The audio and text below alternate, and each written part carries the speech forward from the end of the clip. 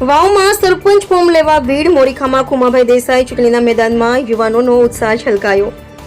ચૂંટણી લડવા ટુકડા નહીં ટકી રહે તેવો અભિગમ. તનમનથી ગામ માટે તૈયાર છું. ખુમાભાઈ દેસાઈ.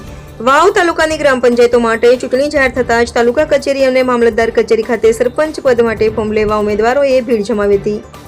તાલુકાની 40 ગ્રામ પંચાયતોમાં આવતા દિવસોમાં ચૂંટણી યોજાનાર છે. સર્વત્ર ચર્ચામાં રહેલા મોરીખા ગામના યુવાન ખુમાભાઈ રામસિંહભાઈ દેસાઈ રબારી પણ સરપંચ પદ માટે મેદાનમાં ઉતર્યા છે. ગામમાં યુવાનો અને વડીલોએ ખુલ્લેઆમ તેમનો ટેકો જાહેર કર્યો છે.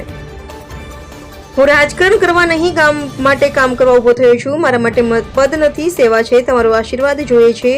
મતથી નહીં, વચનથી જીતીશું. હાલમાં વાવ મામલતદારની જગ્યા છેલ્લા 6 મહિનાથી ખાલી છે, જેના કારણે સુઈગામ મામલતદારે વાવનું પણ ફરજિયાત દાયિત્વ સાંભળવું પડ્યું છે. બંને તાલુકાની 70 થી વધુ પંચાયતોના ચૂંટણી કાર્યનું ભારણ એક જ અધિકારી પર છે, જેને લઈ રાજકીય પક્ષો તેમજ ગ્રામજનો પણ નિમણૂકની માંગ ઉઠાવી છે. રિપોર્ટર રાણાભાઈ પારેગી. મારું નામ દેસાઈ ખુમાભાઈ રામસિંહભાઈ, ગામ મોરીખા. સરપંચની ચૂંટણી અનુલક્ષીને ગામના ખૂબ સાથ સપોર્ટથી હું ફોર્મ ભરવા જઈ રહ્યો છું. ત્યારે ખૂબ ગામના પણ હું ખૂબ આભાર માનું છું કે ગામના પણ બોડી સંખ્યામાં મારે ઘરે આવ્યા, મને ખૂબ આશ્વાસન આપ્યું. એ બદલ હું આખા ગામનો 18 આલમને ખૂબ આભાર માનું છું. જી ખુમાભાઈ, તમે જે અત્યારે તમારી જનતા છે જે મોરીખાને ગામ લોકોને શું સંદેશ આપવા માંગો છો?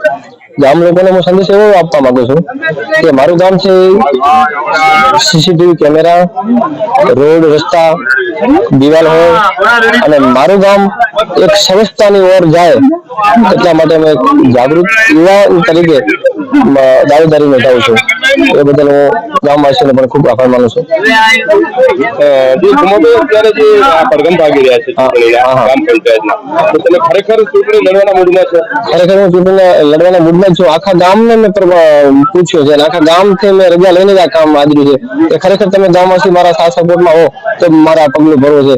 આખા ગામમાં હું ફરી મને ખૂબ પ્રોત્સાહન મળ્યું અને મારા પપ્પા પણ ખૂબ ગામમાં સારું કામ કરીને ગયા હતા, બધાને કામ કર્યા હતા, એટલે એમને પણ યાદ કરીને માણસોને એમ છે કે ખરેખર ખુમાભાઈ એક યુવાન છે પણ ખૂબ ભલા માણસ છે, સારા માણસ છે. અડધી રાતનો વઘારો છે.